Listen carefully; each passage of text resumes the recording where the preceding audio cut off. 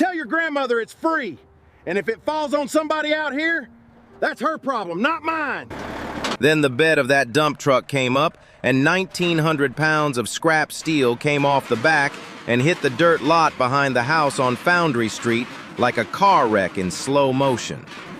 Cut tube, bent angle, plate ends still blue from the torch. The driver never knocked, never got out. He pulled the lever, dropped the load, and was gone before the dust came back down. It was a Tuesday morning in March of 2009 in Rowan Mill, Alabama, and a 16-year-old boy named Jarrett Pinckney stood at the kitchen window with a bowl of cereal going soft in his hands, watching a pile of other people's garbage settle into his grandmother's yard. He stood there a long time. Then he set the bowl in the sink and walked outside. Nobody in that town saw what came next, but everything you needed to know was already standing in that yard. Before we get into it, if you're the kind of person who likes watching somebody get underestimated and prove everybody wrong the slow way, hit subscribe. That's most of what I do here. All right, back to the pile. Let me tell you about Jarrett Pinckney, because you need to understand the boy before any of the rest of it makes sense. He was born in February of 1993, in a county that had been shrinking quietly for 30 years without ever saying so out loud. His mother worked nights at a distribution center outside Birmingham, 2 hours up the interstate, and she came home on Sundays smelling like cardboard and diesel and sleep she hadn't gotten. He had lived with his grandmother since he was 6 years old, and nobody in that house ever treated it like a tragedy. It was just the arrangement. His mother made the money. Loretta Pinckney made the man. He learned to cook at 9, because his grandmother worked doubles in the school lunchroom and somebody had to have supper going by 6. He learned to iron his own shirts at 10. Sunday nights, he'd stand in the yard and watch his mother's taillights go up Foundry Street toward the interstate. And then he'd go back inside and do the dishes. And he was quiet. That's the thing everybody got wrong about him for years. 2 of his middle school report cards carry the exact same 6 words in the comment box. Does not participate in class discussion. He participated fine. He just didn't see the profit in saying a thing twice. His grandfather was named Wendell. 31 years at the Rowan Mill pipe foundry, most of them with a stinger in his hand and a hood over his face, laying bead after bead on steel that went out on flatbeds to places he'd never see. He died in November of 2004 when Jarrett was 11. Heart gave out in the driveway on a Sunday afternoon with the truck door still open. And Wendell Pinckney had a thing he used to say after a shift. Loretta could do it exactly the way he did, looking out the back window, not at anybody in the room. They pay to dig it out of the ground. They pay to melt it. They pay a man like me to bend it into something. And then she'd let it sit a second the way he used to. And then somebody decides it's 4 inches too short, and every dollar of all that becomes nothing. Wendell Pinckney said that about steel. His grandson would spend the next 10 years proving him wrong on the very last word of it. The cinder block shop behind the house had been locked since the day of the funeral. The key sat in the kitchen drawer on a loop of jute twine, and for 9 years, nobody in that family so much as touched it. Now, Jarrett wasn't a difficult kid. He was a curious one, which is a different thing entirely. He didn't argue. He took things apart. He'd pull the carburetor off a push mower on a Saturday morning for no reason except that he wanted to know what was in there, and put it back together well enough that it ran better than before. He could hear a bad wheel bearing from across a parking lot.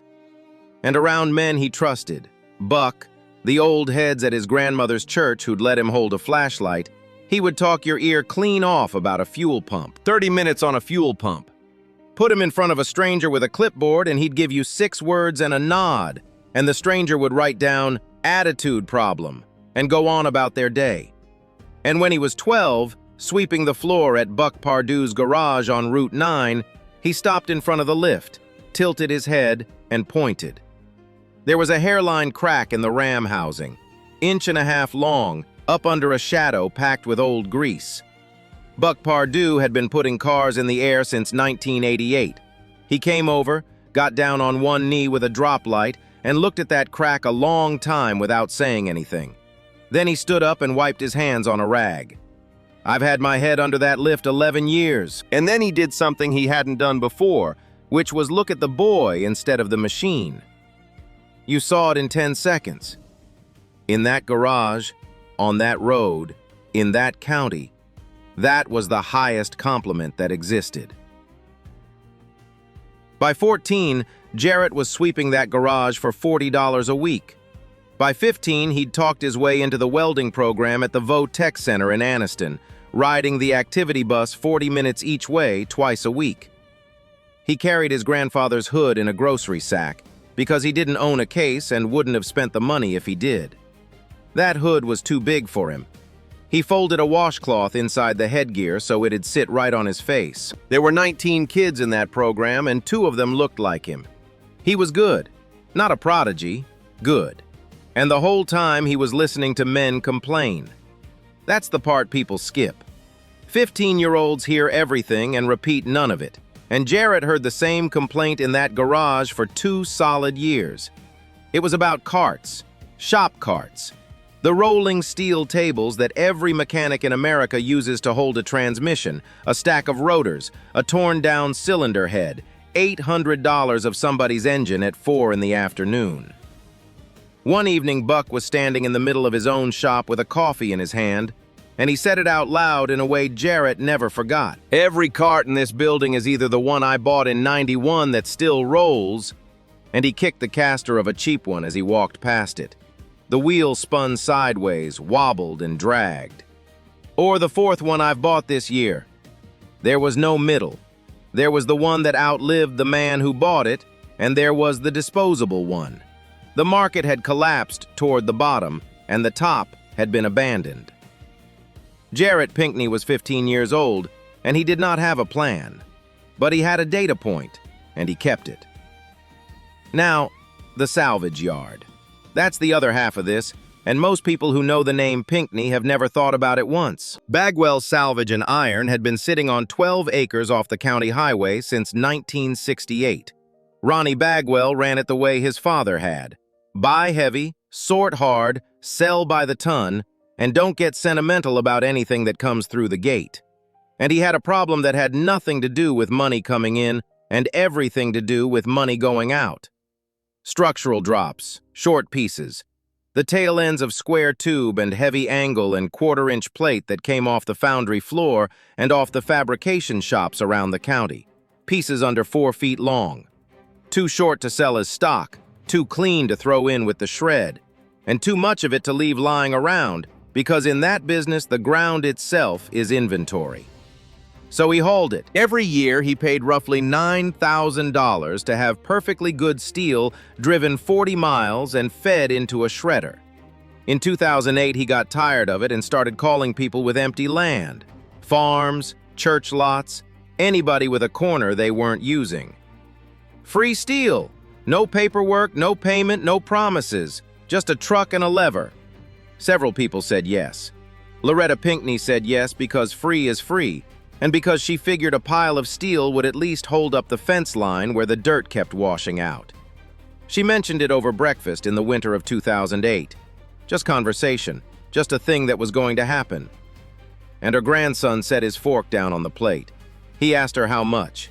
She said a truckload. He asked how big a truckload, and she said she didn't know, a truck. Then he asked how often it would come, and she told him what Ronnie had said. Every 6 weeks, maybe 8. And then Jarrett picked his fork back up and finished his eggs and didn't say another word for the rest of the meal. But he was already doing math. The first load came in March of 2009. Jarrett spent 2 hours out there, not looking at it, going through it. On his knees in the dirt with a magnet, a set of borrowed calipers, and a stick of soapstone out of Buck's welding bench.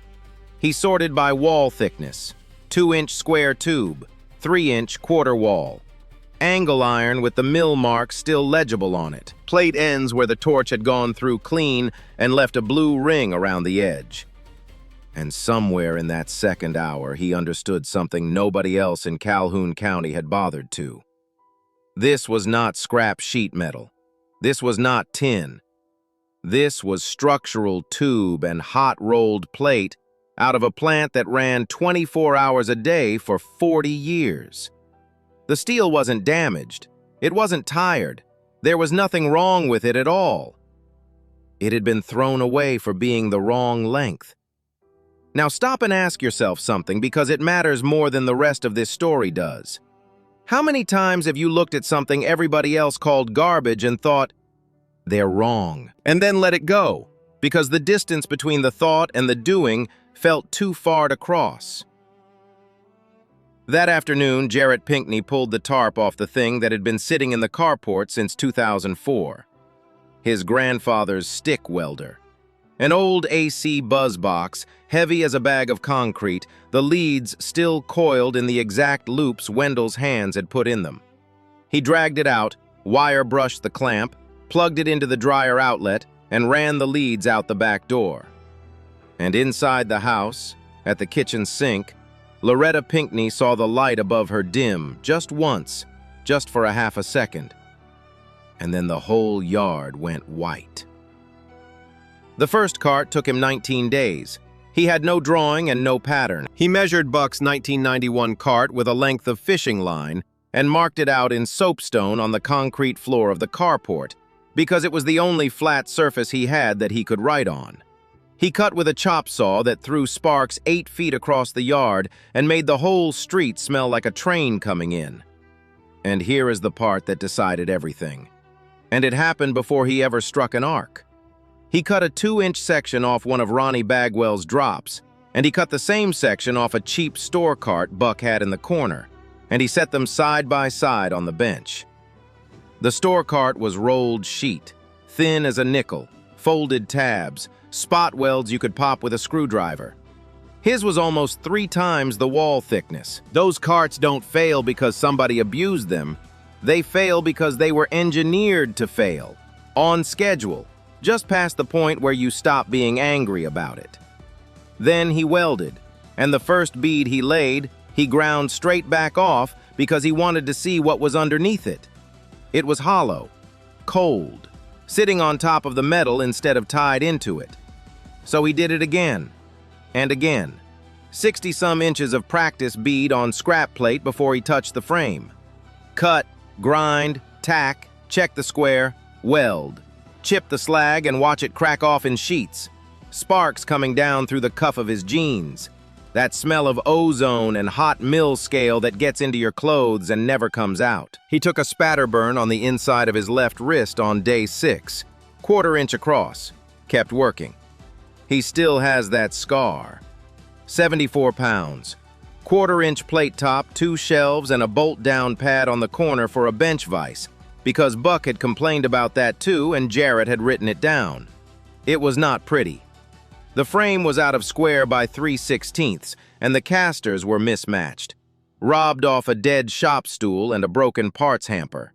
But it was solid. The kind of solid where you put your hand on it and your hands tell you, before your brain does, that this thing will not let you down. He gave it to Buck. Buck used it a week and said nothing about it. Then, on a Friday evening, he rolled it out into the middle of the shop floor where everybody could see it, and he stood there with his arms crossed. Top's right, frame's right. Then he crouched down and took hold of a caster and worked it back and forth, and it flopped loose in his hand like a bad tooth. These are junk. First transmission you set on this thing, they fold up under it. And then Buck Pardue stood back up and he looked at the cart. Not at the boy, at the cart. You fix that. And I will never buy another one of these as long as I live. Jarrett wrote both things down, the casters and the sentence. The second cart took him 9 days. April of 2010. This is where the story turns, and it turns hard.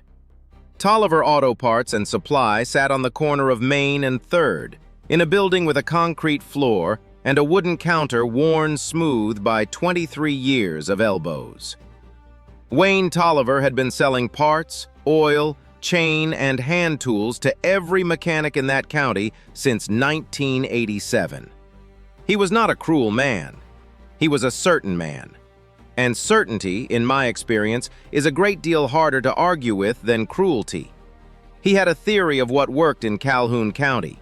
It was a good theory, and it had been right about nearly everything for 2.5 decades. And on a Thursday morning in April of 2010, a 17-year-old boy pushed a hand-built steel cart through the front door of his store and up to that counter with a price tag hanging off the handle that said $185.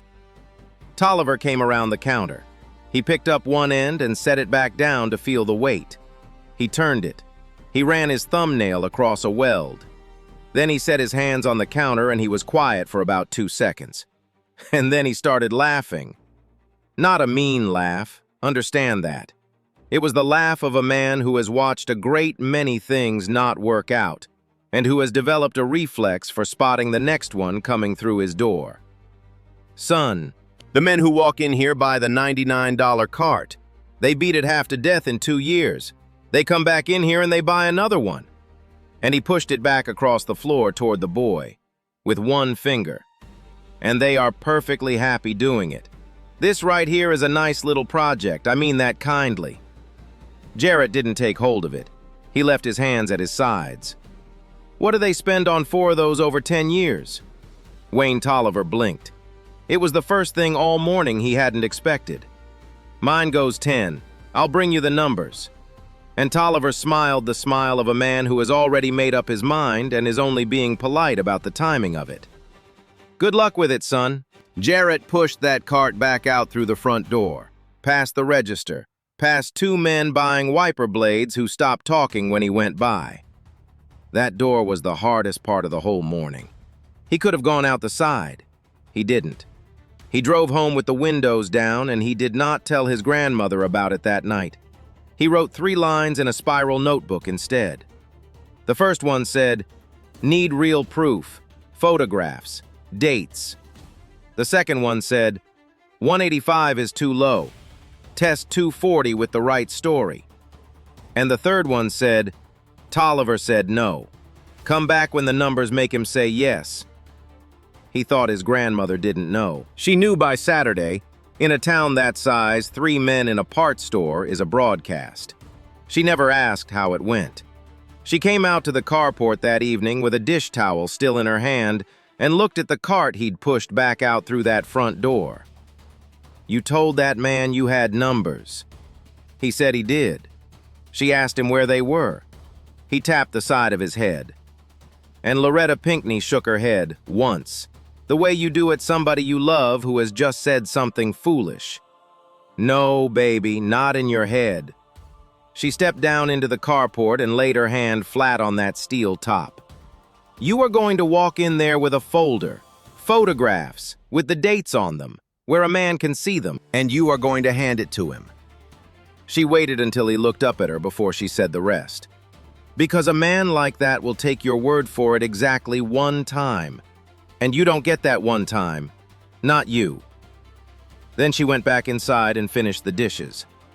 And every documented thing Jarrett Pinckney ever did after that, the newspaper laid in the photograph so the date couldn't be argued with, the signed letter with a salvage yard that had never signed anything with anybody, the 30% down from a buyer who told him that wasn't how it was done, all of it started in a carport, with a woman holding a dish towel, telling a 17-year-old boy that his word was not going to be enough. Messages.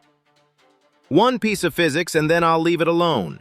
A properly run fillet weld is stronger than the tube it joins. Not equal to it, stronger, which means the weld is never what fails first. The steel is. Which means the whole question of whether a cart lasts 2 years or 20 comes down to one thing nobody at that counter thought to ask him. How good is your steel?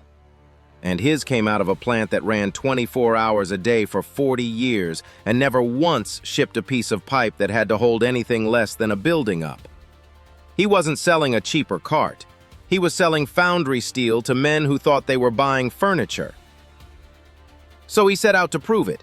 And the way he went about it is my favorite thing in this whole story. He built 12 test frames, 6 out of Bagwell drops, 6 cut out of a cheap cart he bought at a big box store in Oxford and dismantled in the driveway. A man in a red vest followed him around that store for 11 minutes, aisle to aisle, never once offered to help him find anything. Jarrett paid cash, drove home, and taped the receipt into the notebook next to the date. He kept every receipt after that, for 15 years. He'd tell you it was for the accounting.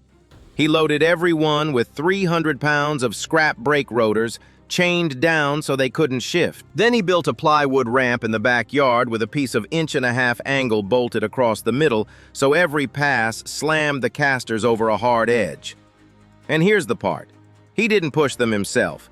He had school. He had the garage. He had orders. So he took a dead garage door opener out of Bagwell's yard, rewired the motor, ran it through a pulley and a length of aircraft cable, and built a machine that dragged those carts up and over that steel edge 400 times a day, unattended, for 6 straight months. The neighbors complained about the noise. Loretta Pinckney told them they were welcome to come talk to her. Every Friday, he photographed all 12 frames with that week's newspaper laid in the shot so the date couldn't be argued with, and logged every weld and every caster mount in the notebook. Week 8. The stamped caster plates on the store frames started to deform. Not break, bend. You could see daylight under one corner. Week 12. 3 of the 6 had cracked at the folded tabs. Week 24. 6 months to the day. All 6 commercial frames had failed. All 6 of his were intact. Not one cracked weld.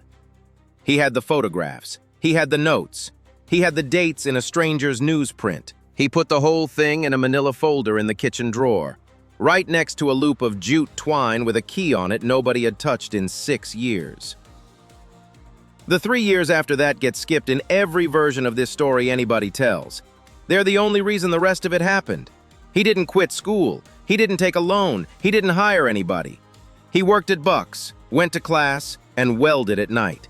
And he sold those carts through every channel on God's earth that did not require Wayne Tolliver's permission. He sold at swap meets out of a borrowed truck. He rented a 10-foot table at the county fair for $40 and came home 2 days later with 7 carts gone, $1,200 in a cash box, and a page of names and numbers. And there was the barber shop on 3rd Street. Curtis had been cutting hair in that room since before Jarrett was born, and Curtis had a bad back and a folding table that wobbled. So Jarrett built him a low cart with a padded top, rolled it in on a Saturday morning, and would not take money for it. Now understand what a barber shop is in a town like Rowan Mill. It is not a place you get your hair cut. It is the wire. Every man in that county who worked with his hands sat in that chair once a month. Every one of them asked about the cart, and Curtis told every one of them the same thing. The Pinckney boy built it, and he ought to be charging a whole lot more than he was. He had a distribution network 18 months before Wayne Tolliver ever heard his name. It just wasn't one Tolliver knew how to look at. He sold to a plumbing supply house in Anniston that put one by the front counter with a cardboard sign on it, and 6 at once to a roofing contractor who called back 4 months later to ask what else the boy made. And one 3-line classified in a regional trade paper brought in 41 orders in a year out of 3 states. He also got better.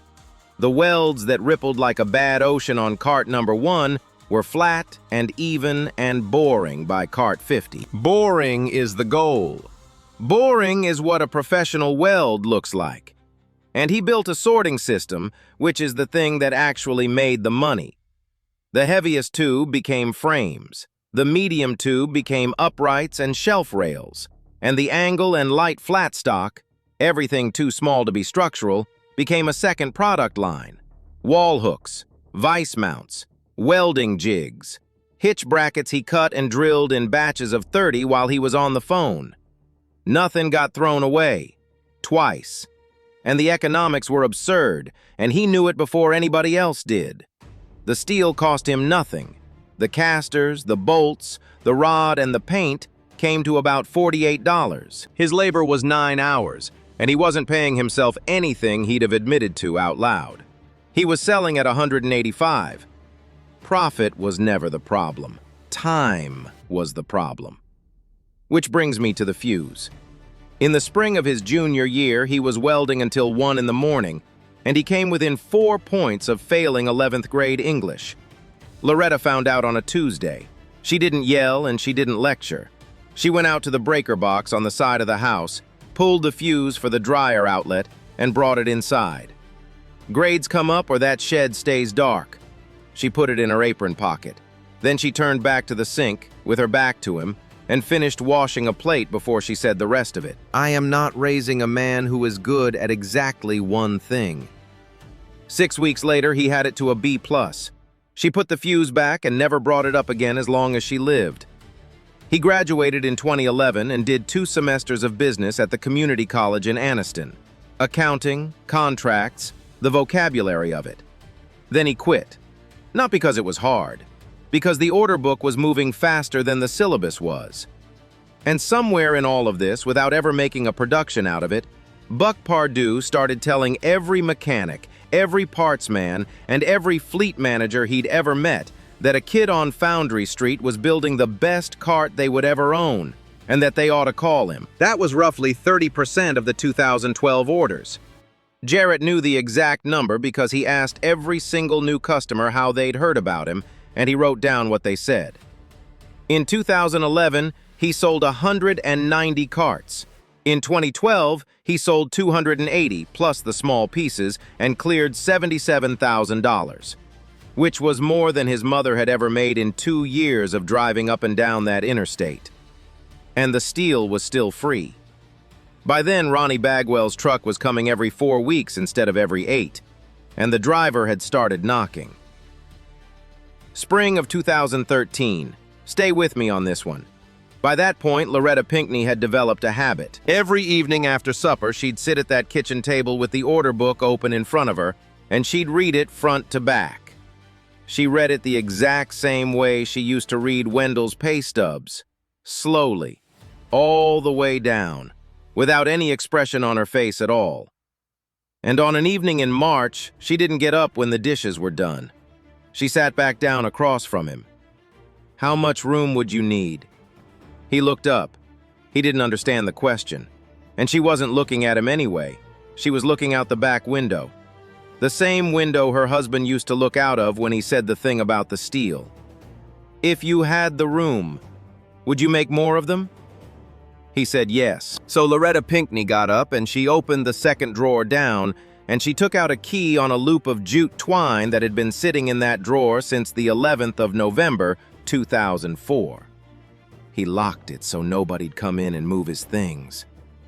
She set it down on the table between them, and she left her fingers on it for a second longer than she needed to. 9 years is long enough for a room to sit dark. Then she went into the front room and turned the television on. That was it. That was the whole conversation. Inside, everything was exactly where a dead man had left it. Wendell's soapstone mark still on the layout table from 2004. A bracket he never got to cut. An inch of dust on the drill press. A coffee can of bits sorted by size because that was the kind of man he was. Jarrett stood in that doorway for a while. Then he went and got a broom. That night he wrote 3 words in the notebook. Convert Grandpa's shop. Hire one. 600 carts. October of 2013. A breakfast. The Calhoun County Chamber of Commerce held a thing every fall called Made in Calhoun County. Eggs, bad coffee, folding chairs, and a slideshow. And Wayne Tolliver sat on the Economic Development Committee because of course he did. He gave a presentation that morning about small local manufacturers. A woman in Ohatchee who made soy candles. A family near Piedmont bottling barbecue sauce. He did not mention the 20-year-old on Foundry Street who had just cleared $78,000 building industrial equipment out of material the biggest salvage yard in the county had been paying to make disappear, who was sitting 9 rows behind him, with a notebook in his lap. Afterward, out in the parking lot, somebody asked Tolliver what he made of the Pinckney operation, because by then it was a thing people in the county knew about, even if none of them entirely understood it. It's a cute little side hustle. He's going to run out of folks willing to pay $300 for something a kid welded together in a shed. And then he opened his truck door and he stopped, and he turned his head back like a man who's just remembered a law of the universe. Handmaid's got a ceiling. Always has. 3 people heard him say it. One of them told Jarrett the following week. He didn't write it down right away. He waited until he got home, went out and sat in that shop with the lights still off, and then wrote it, word for word, including both of the last 2. Then he turned the page and wrote the production targets for 2014. Buck Pardue spent that winter out on Foundry Street with a roll of 10-gauge wire and a case of beer he never opened. He pulled a proper 220 circuit out so the lights would stop browning every time an arc struck, and welded up a real layout table. Along the north wall, Jarrett hung a pattern board, plywood templates for every component of every configuration, on hooks, labeled in his own handwriting. By January of 2014, that shop had gone from a dead man's room to a production line. He hired his first employee in February, Shauna Pruitt, 19, 2 seats down from him in the VOTEC program before she graduated into a stretch of nothing much at all. He spent 3 weeks teaching her. Not welding, she could already weld. He taught her the sorting grades, the cutting sequence, and the weld standard he'd built over 5 years of grinding his own beads apart to look inside them. By the end of March, he could not tell her work from his own by looking at it. By the end of April, she was faster than he was, and she knew it. "You gonna race me, or you gonna go answer that phone?" Jarrett looked at her bead for about 3 more seconds. Then he went and answered the phone. He never raced her again. The 2014 target was 600 carts. They built 712, $164,000 in revenue. And after Shauna's wages, the power bill, and everything else it took to keep those doors open, the margin was north of 60%. And the steel was still free. By then, Ronnie Bagwell had done his own arithmetic, and that spring he did 2 things. The first was sign a 1-page letter giving Jarrett right of first refusal on every structural drop that came through his gate. The second was stop sending a dump truck. He started dropping a 6-ton roll-off container onto that lot instead. Every 2 weeks. A steel box bigger than the house the boy grew up in, sitting in the side yard, going away and coming back full again. And here's the thing about that letter. Ronnie Bagwell had been giving steel away to 6 people in that county for 6 years. Jarrett Pinckney was the only one who ever thought to ask him to put it in writing. Let me tell you about the summer of 2014, because this is the part of the story that Rowan Mill remembers, and it's the part that answers the question Wayne Tolliver never thought to ask. In June, the pipe foundry announced it was closing. 380 jobs. They took the sign down off the highway on a Wednesday afternoon in a light rain. The lot was empty inside of 3 weeks. A town like Rowan Mill doesn't collapse when that happens. It gets quieter. Houses go up for sale and stay up. The elementary school loses 40 kids in a semester, and the lunchroom loses hours, which is how Loretta Pinckney, at 65, went from 30 hours a week to 18. All over that county, families were doing arithmetic that had no good answer at the bottom of it. Now hold 2 things in your head at once, because this is where it gets strange. The foundry was dying. Bagwell Salvage sat 3 miles the other direction, and it had never been busier in its life. Because somebody has to haul a factory away when it stops being a factory. 3 containers came onto that lot in September alone. Racking, conveyor frame, structural tube out of the shop bays dropped by the ton. It was the best steel Jarrett Pinckney ever put his hands on. All of it out of the building where his grandfather worked for 31 years. The town was being taken apart, and he was the only one left in it who knew exactly what the pieces were worth. His 3rd quarter that year was the best he'd ever had. Because a mechanic in Nashville doesn't stop needing a cart when a foundry closes in Alabama. Because a fleet shop in Atlanta doesn't read the Calhoun County paper. Because what he'd built was not attached to that town's weather. And in November, when he needed 2 more people on the floor, he hired 2 men off the layoff list. One of them had worked the same shift as Wendell Pinckney for 9 years and could still describe the way the man walked. In August of that year, Loretta sat down at the kitchen table with 2 pieces of paper in front of her. The letter cutting her hours, and her grandson's monthly revenue summary, which he had started printing and leaving on the counter without ever saying a word about why. She looked at both of them for a long time. "I told your grandfather one time that a man ought to pick himself a trade and stop right there." She folded the letter in half, then in half again. "I was wrong, and you were right." Jarrett didn't say anything back. He pulled out the chair across from her and sat down in it, which was a thing he had never once done at that table, at any meal, in 21 years. And the two of them sat there like that for a while. "So tell me what you need." He told her. 2 more people, a second saw, a shipping station because they were losing an hour a day moving finished carts just to get to the door. "Then go do it." She got up and walked out onto the porch, and the screen door banged shut behind her. And then there was nothing for a long while. And he understood she was out there in the dark, looking down the road at a factory with all its lights off, and meaning every word she'd said. A Wednesday afternoon in October of 2015. Wayne Tolliver drove out to Foundry Street, unannounced, in his own truck, which in that county is how every serious conversation has ever begun. The shop was running when he pulled up. Shauna at the welding bench, 2 men at the cutting tables, afternoon sun through the south windows in long, flat rectangles, and the whole building smelling like hot steel and fresh paint. Wayne Tolliver stood in that doorway for a second and looked at it, and then he took his cap off. Every man in Alabama knows what that means. They're saying you're doing $1 million out here. Jarrett shut the grinder off, pushed his safety glasses up onto his forehead. He did not walk any closer. 310. Then he tipped his head toward the racks by the shipping door, stacked 4 high with finished carts under shrink wrap. "We'll be close to half that again next year." Tolliver walked the length of the pattern board, stopped at the sorting chart, the grades, the wall thicknesses, all of it in that same handwriting. Stopped again at the finished rack. Then he put his cap back on. "I told you that thing had a ceiling." Jarrett set the grinder down on the bench. He didn't raise his voice. He didn't move. "You said handmade had a ceiling. Always has." Word for word. Including both of the last 2. Even Wayne Tolliver blinked.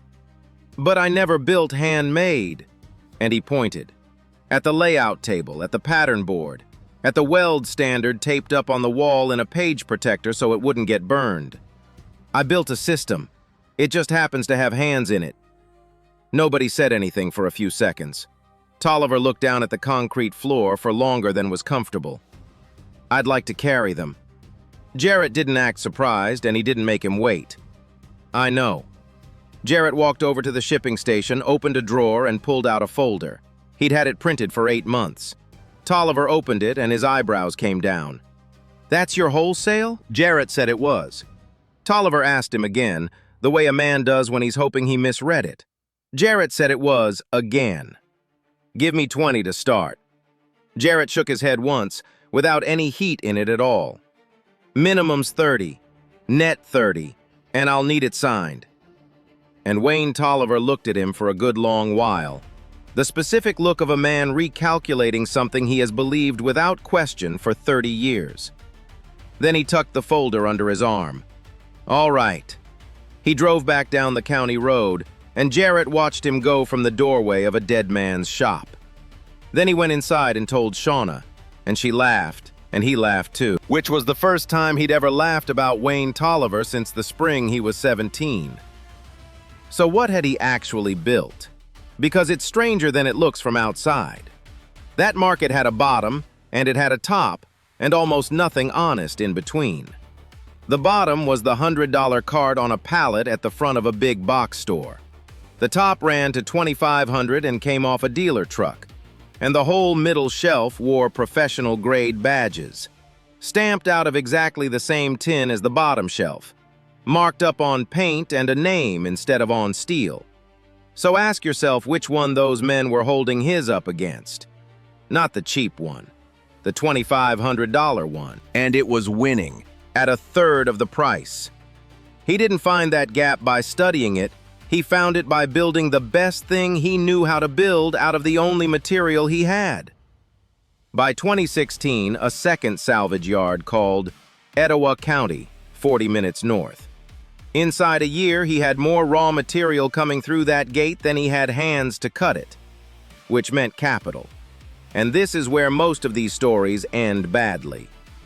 He did not take outside money. He did not go to a bank. He did not license the name. And he did not once, not ever, send production to a contract shop in another state. He extended the building, hired 4, and raised his prices 12%. And he wrote the best sentence anybody in this story ever produced right there in the notebook. The steel is free.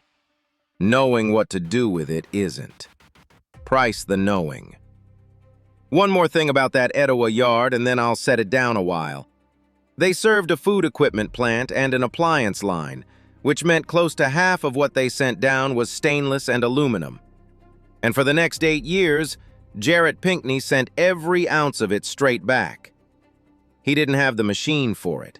He didn't know how to weld it, and he had a business to run. In the spring of 2017, a writer from a business magazine in Birmingham spent a day in that shop. The story ran under the headline, "From Scrap to Shop, How a Foundry Town Teenager Built a 6-Figure Business Out of Other People's Garbage." Jarrett called the writer. "I haven't been a teenager in 7 years." There was silence on the other end of the line. "I'm a manufacturer. Change the headline." They changed it online. The article itself was good. It got the salvage economics right, which almost nobody ever did. A national trade publication picked it up that summer, and it landed on the desk of a buyer for a 38-store chain out of Chattanooga who'd been told to go find American-made professional gear. He called in June. Jarrett took that call at the shipping station with the phone wedged against his shoulder, sticking labels on boxes one-handed, because that's what a Tuesday looked like by then. 300 units a quarter minimum across all 38 stores. Can you hold that quality at volume? He finished the label he was working on before he answered. "I built the system before I built the volume. Call any account I've got." He called 3 of them. He called back the following week and said they wanted to start in September. "I'll need a signed purchase order and 30% down." There was a pen click on the other end of the line. 30% down isn't how we do things. And Jarrett kept labeling boxes. "It's how I do things." And he went right on labeling boxes into the silence that followed. "You know, nobody has ever said that to me and actually meant it." And Jarrett heard a desk chair swivel 300 miles away. "Fine, 30%. That contract pushed him past $600,000 that year. With a second distributor added, the next one came in near 900. And in 2019, the year Jarrett Pinckney turned 26, the shop behind that house on Foundry Street crossed $1 million for the first time. He wrote the number in the notebook. He underlined it once. Then he went and made supper. Morse. Loretta Pinckney died in January of 2020, 71 years old, in the same house, on a Thursday, without much warning at all. She had watched it grow from 1,900 pounds of garbage in a dirt lot to a company with 11 people on payroll and product in 4 states. And in 11 years, she had never once said anything that could be mistaken for surprise. She gave him the key. She told him to bring the folder. She said you were right in the summer of 2014 and never said it again, because after that the numbers said it for her every month, and Loretta Pinckney did not repeat herself. At the funeral, the pastor said she had been a woman who believed in what she could hold in her hands and very little else. Jarrett sat in the front pew and thought that was exactly right, and that it was where he'd gotten it from. Now, Wayne Tolliver's speech. I think you've earned it. He'd been carrying those carts since the winter of 2015. By 2019, he was moving 26 a month out of a parts store in a town of 4,000 people, which is a genuinely absurd number. And he'd developed a routine. A customer would pick one up, feel the weight, look at the tag, and set it right back down.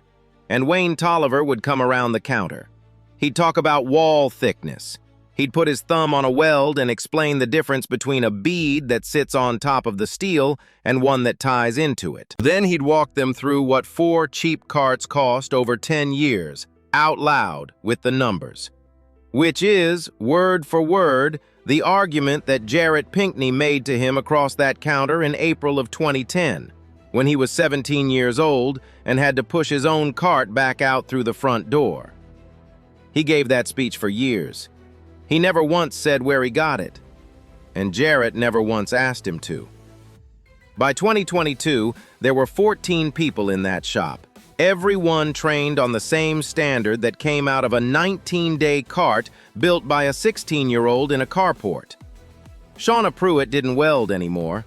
She ran the training program, and nothing left that building without going past her eyes first. 47 retail locations, a website doing better than a third of the business, average ticket $465.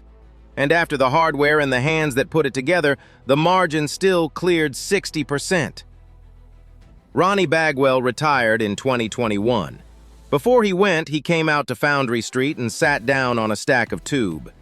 12 years of not hauling structural drops to a shredder 40 miles away had saved that yard better than $100,000, and he'd worked it out on paper before he came. I wanted on the record that we got something out of this too. Jarrett nodded. I know, that's the only reason it lasted 12 years. Ronnie Bagwell looked out at the containers for a while before he got to the part he'd driven over to say. New owners are gonna want to renegotiate. He said he knew that too. Then he went inside and came back out with a revised agreement he'd drafted 8 months earlier and put in a drawer. The new ownership signed it in March of 2021. 2 roll-off containers a week now, and the steel was still free. Let me tell you one last thing. Jarrett Pinckney was the daughter of his mother's youngest sister. 16 years between them. Close enough to be a cousin, far enough to be a different generation. In the spring of 2024, she was 15 years old, and she came out to the house on a Saturday morning and sat down at that kitchen table with a folder. She didn't ease into it. Etowah's been sending you stainless and aluminum since 2016. She turned the folder around and slid it across the table. Photographs of their yard, tonnage figures she'd gotten by calling and asking. And you've been sending it back for 8 years. Jarrett didn't say anything, so she pushed the second page across. Nobody in 3 states powder coats that in-house. If we do it, we're not in the shop cart business anymore. We're in truck accessories. She let that land. Then she tapped one figure at the bottom of the page. And that market is 3 times the size of ours. She had data. She had a competitive breakdown. She had the name of a fabricator in Ohio who'd made that exact transition and would consult. And she had a notebook. Think about what she'd just done. She sat down across from a man with 14 people on payroll and told him he'd been leaving money on the ground for 8 years. Ask yourself how many people can hear that from a 15-year-old and lean forward instead of back.